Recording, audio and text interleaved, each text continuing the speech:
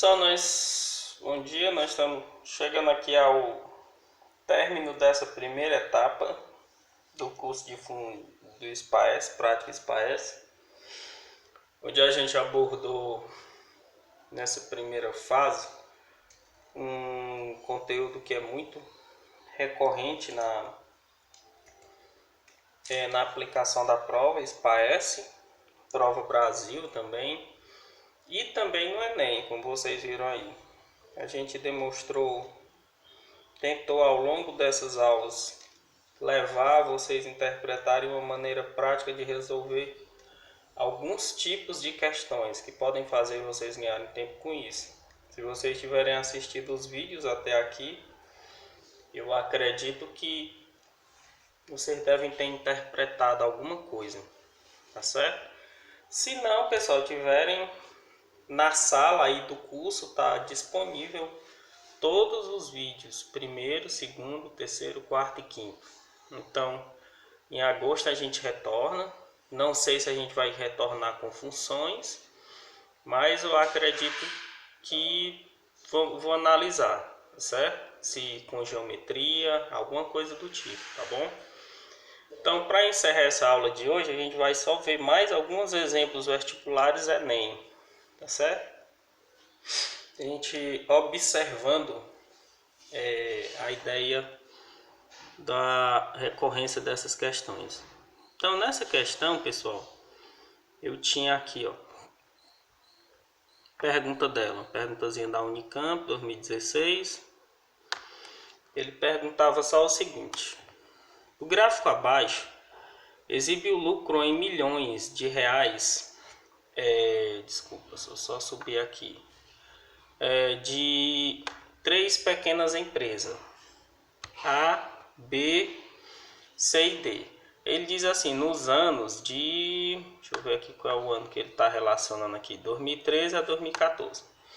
Pronto, então isso aqui é um... Então nesse gráfico, o que a gente pode perceber é o seguinte. Que eu tenho 3 empresas, né? Aqui ele relaciona a empresa A, a empresa B e a empresa C. Dentro dessas empresas, ele quer saber, por exemplo, aqui nessa primeira questão aqui, na letra A, no item A, ele faz uma afirmação, ó, aqui ó, na letra A, ele pergunta se, aqui ó, nesse item, se A teve um crescimento maior do que C. Se A teve crescimento maior do que C. Primeiro, o A, aqui pessoal, o A estava em 500, ó. Estão vendo? O A começa aqui de 500. E a reta dele está descendo, ó. Então, para começo de história, o A está sofrendo uma queda, né? Ou seja, uma queda aí de quanto? De 100, né? Uma queda aí de 100 milhões, né? Que aí ele está dizendo que é em milhões de reais o lucro dessa empresa aqui, né? Então a letra A não estaria correta, certo? Na letra B, C teve um crescimento maior do que B. Então o C ele começa em 100, ó. Em 100, né? E o C termina aqui, ó, em 300. Aqui, pessoal, você precisa apenas da habilidade de observar o par ordenado, né? Na verdade, ainda é nem o par ordenado. Aqui, no caso aí, é você verificar o eixo Y, né? Aí. E você, nesse caso aí, você perceberia aí que o C teve um crescimento de quanto? De 200, né? E o B começa, ó, em 300. O B começa em 300 e vai para 400. Então, Se você já quiser marcar essa alternativa aqui como a resposta correta, já pode marcar, né? Porque ela tá certinha. O C, quer dizer, o C teve um crescimento maior do que B, claro. O C foi de 100 a 300, teve um crescimento de 200. E o B foi até 400, só foi de 100. Vamos ver as outras como estão erradas. Ó. Na letra C, B teve um crescimento igual a A, se o B teve um crescimento igual a A. O B, pessoal, primeiro de tudo, o A não teve crescimento, né? Você já descarta a questão por aí. O A foi um decréscimo, né? Ele diminuiu suas vendas. E a letra D, ele encerra dizendo que C teve um crescimento menor do que B. C teve um crescimento menor do que B. Não condiz, né? Porque C, a gente já percebeu lá que cresceu bem mais, né? Tá certo? Então essa era a primeira questão. Nesse segundo exemplo, pessoal, que já é um exemplo de uma questão mesmo do Enem, ele diz assim, Enem 2017, ó. Em um mês, uma loja de eletrônicos começa a obter lucro na primeira semana. O gráfico representa lucro L da loja desde o início do mês até o dia 20. Mas esse comportamento se estende até o último dia 30. Aí ele pergunta, a representação algébrica do lucro em função do tempo. Se eu estivesse dentro de sala de aula, pessoal, eu ia dizer assim, qual é a lei da função? Qual seria, pessoal, aqui, ó, y igual a x mais b. Ele quer isso aqui, tá certo? De cara, pessoal, pelo gráfico eu já sei que o b é menos 1000. Menos 1000, né? Me falta descobrir quem é o valor de A. Porque o gráfico já me dá o coeficiente linear, né? Quando eu tenho gráfico é bacana, né? Porque de onde essa reta toca o y é o b, né? E só por essa informação, pessoal, você acertaria essa questão. Ó. Coeficiente linear. Aqui é 300, descarta. Aqui é 400, descarta. Aqui nem tem. Se não tem é porque ele está dizendo que o b é 0. E aqui ele é exatamente 1000. Ó. É a única. Tá certo? Então, vira e mexe, cai umas questões como essa que a gente... Por exemplo, você sabendo essa informação, 5 segundos depois de você ler a questão, interpretar o que a questão está pedindo, em 5 segundos tu resolveria uma questão dessa ou menos, né? Ou seja, você ganharia bastante tempo. Aí só para provar que essa daí, né? Por exemplo, vamos procurar o valor de A. Eu já sei que B é 18, através dos zeros da função, né? Através dos zeros da função aqui, ó, do eixo y, né? Quem é o zero da função aí? O y é 18 e o x é 0. Quem é o zero da função do eixo horizontal? Que é esse aqui, ó. É 5, ó, exatamente aqui. 5 é x e o y é 0. A gente chama os zeros das funções, né? Porque é exatamente onde aqui são igual a 0. Então você ia usar o pó ordenado de baixo, ó. Você ia pegar aqui, ó, vou fazer de vermelho, dá a diferençazinha aqui. Você ia pegar, ó, ax mais b igual a y para achar o valor de A, porque o b eu já sei, né? Quando vem o valor de b, pessoal, é muito prático você encontrar. Aí nós vamos usar esse segundo pó ordenado, ó, o 5 e o 0, né? Você pode perguntar, por que eu não vou usar o pó ordenado de cima? Porque o pó ordenado de cima é o linear, que é o quando x é 0. Então é o linear. E quando o y é 0, é o angular, tá certo? Aí você ia substituir aqui, ó. X é 5, então ia ficar 5A, mais o B que eu já sei que é 18. 18 não, pessoal, que B18, desculpem-me. O B é 1000. Onde foi que eu tirei esse 18? Onde foi que eu tirei esse 18? Eu acho que eu... é doido. Então o B é menos 1000, né? Tá certo? O B é menos 1000. Beleza? O B é menos 1000. Vamos ajeitar aí, né? O B é menos 1000. E o Y é 0, né? O que é que nós ia fazer? 5A. O Y passa por segundo membro positivo. E você ia dividir 1000 por 5. Se eu dividir 1000 por 5, dá o que, pessoal? O A sendo 200.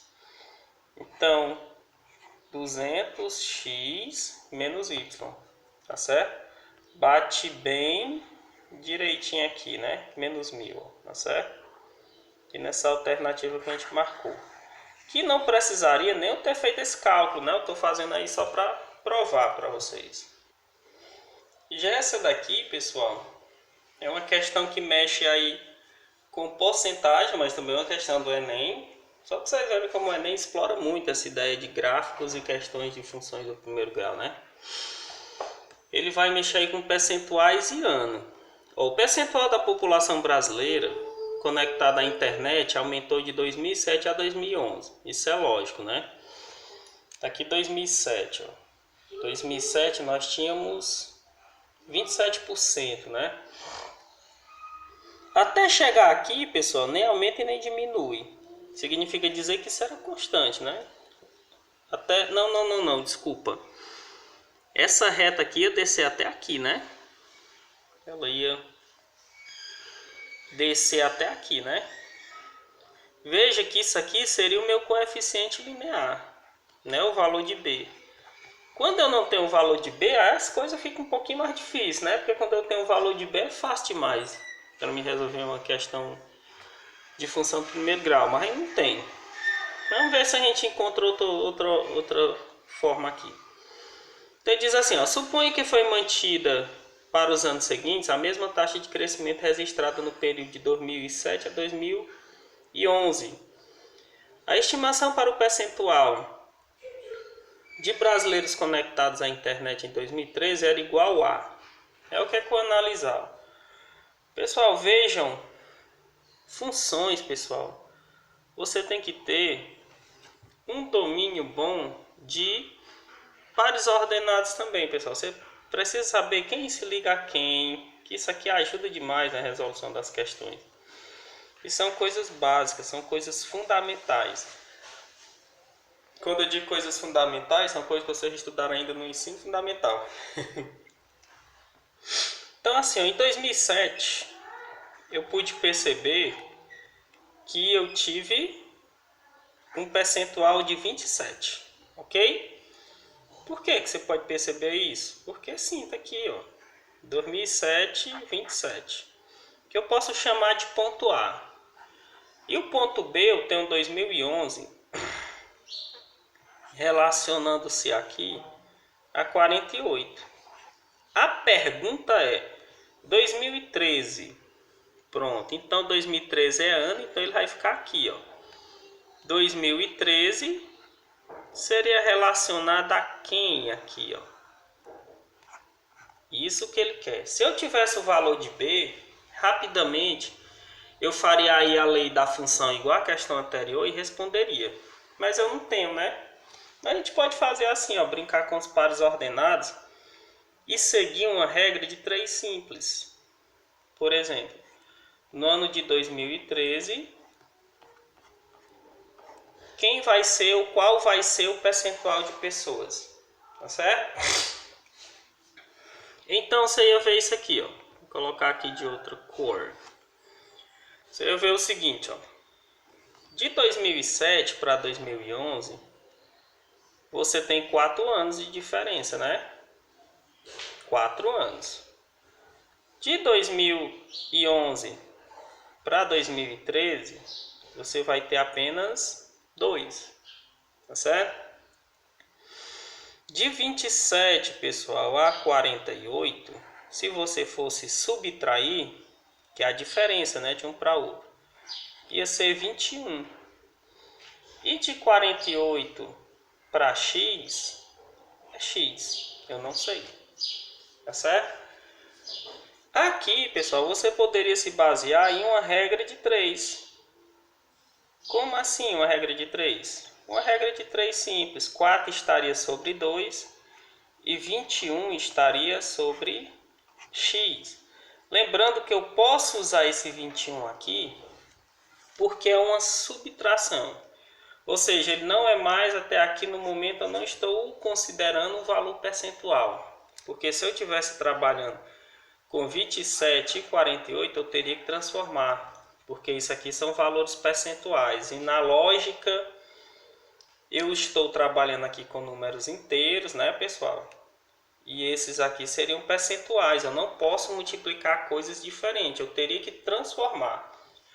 E como é que você transforma um número percentual em um número real? Assim, real que eu digo é inteiro, né? No caso aí, não ia ser inteiro, ele ia ficar aí um número decimal. Era só você dividir por 100, né? 27 dividido por 100, 48 por 100.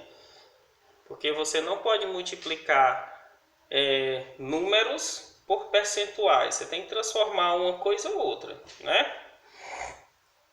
Então, isso aí eu fiz aqui, ó. Você ia ter 4 vezes x, que seria 4x. E 2 vezes 21 ia dar 42. Se você dividir, pessoal, 42 por 4, dá 10,5. Então, esse seria o crescimento, ó, daqui para cá, 10,5. E daqui para cá, eu sei que foi 21, né? Como ele quer saber qual seria o atual percentual, se ele tivesse... Outra coisa que você tem que interpretar muito bem no Enem, as perguntas. Ele quer saber qual seria a estimativa, bem aqui, para você localizar aqui o exato momento. Ó. Mexeu aqui, que isso é chato. Ó, pergunta. A estimativa para o percentual de brasileiros. Quer dizer, ele quer saber quanto é que ia estar. Se ele quisesse saber qual foi o crescimento, qual tinha sido o crescimento do ano de 2007 ao ano de 2013, aí você ia somar 21 mais 10. Mas ele quer saber o percentual. Qual o percentual que eu vou estar em 2013? Então, se aqui estava em 48, ó, se aí estava em 48, nesse 48 aí que ele quer dizer é o último crescimento, né? O último percentual. Se estava em 48 e o último ano foi, ó, se estava em 48 e o último ano cresceu 10,5, então você ia ter esse acréscimo, ó, 0,5, né? 5, 8, 4 e 1, 5. Ou seja, em 2013 nós íamos ter um percentual de crescimento aí de 58,5%. Tá certo? São questões, pessoal, que a gente fica fazendo aqui, resolvendo com vocês, e fica resolvendo e explicando detalhe por detalhe. Mas são questões que você, quando treina, você fica com um domínio muito bom. E o melhor de tudo, a resolução rápida, né? Porque assim, pessoal, no Enem, das 45 questões de matemática, desses 50% de questões fáceis que tem, você conseguindo já adquirir esses 50%, isso aí para você, pessoal, já te leva para uma pontuação muito alta.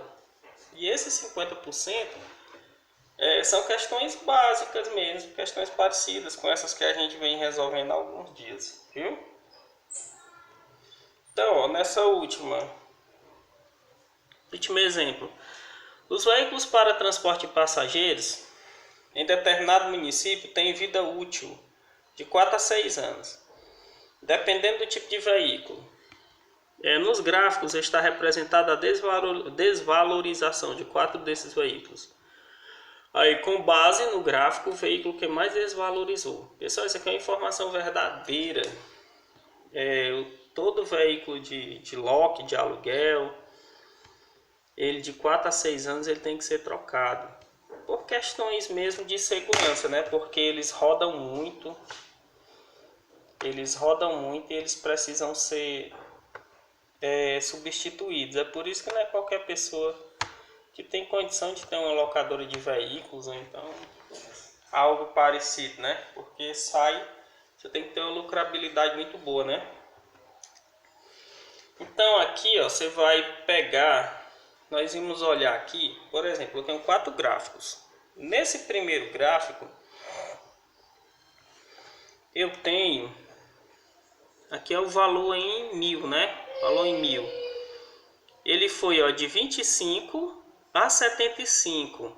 Isso aqui me dá uma diferença de 50, né? Me dá uma diferença de 50. Em quantos anos? Em 5 anos. Então, se você dividir isso aqui por 5, como é uma reta linear, quer dizer que o crescimento dele foi proporcional a cada ano, né? Ou seja, a cada um ano desse, se eu dividir 50 por 5, eu vou ter 10 mil. A cada ano ele desvalorizou isso aqui, né? Ia desvalorizando esse valor. Já no segundo gráfico, você tem de 10 a 60. De 10 a 60 seria também 50. Só que isso é em 4 anos, né? E se você dividir 50 por 4, 50 por 4, ia dar 1, né? 1 vezes 4 é 4, para 5 sobra 1. Ia baixar o 0, ia dar aqui um 2. 2 vezes 4, 8, para 10 ia sobrar 2. Ia dar 12,5, né? Quer dizer, ó, embora aqui a quantidade de tempo seja maior, aqui ele sofreu uma desvalorização maior do que essa, né? Então, por enquanto, o gráfico 2 está ganhando na desvalorização aí, né? O 3, de 50 a 14. De 50 a 14, pessoal, é 36. Confere? Se eu somar 36 mais 14, dá uma diferença de... dá uma soma de 50, né? Então, se você dividir por 6, que é o total de anos, 36 dividido por 6 é 6. Quer dizer, aqui desvalorizou muito pouco, né? Então, o segundo gráfico ainda está ganhando. E esse de 16 a 36, eu tenho apenas 20. Aonde a quantidade de ano é 4. Se eu dividir para saber o quanto ele desvalorizou por cada ano, 20 dividido por 4 dá 5, tá certo? Então, como a pergunta é, com base no gráfico, quem desvalorizou mais? Então, foi o 2, né, pessoal? O veículo número 2, porque desvalorizou 12,5 mil a cada ano.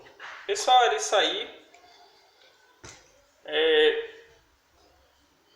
Quem assistiu os vídeos até aqui, eu acredito que vocês conseguiram assimilar alguma coisa desse conteúdo, dessa estratégia aí que a gente utilizou. E bons estudos aí para vocês. Em agosto, fé em Deus, com fé, saúde e paz, a gente retorna de novo.